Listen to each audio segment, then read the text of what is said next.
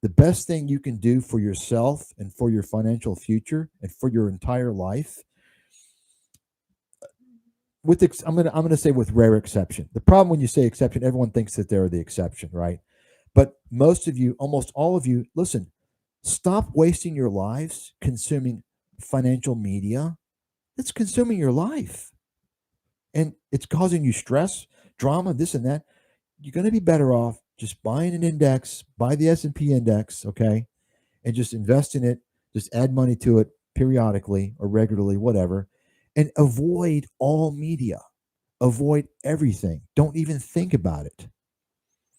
Because if you're doing the other thing, and that is thinking that you're going to get some advantage and you're going to do this and that, it's going to cause you stress. It's going to consume your life, things you could have been more productive doing in your life, and you're going to make less money.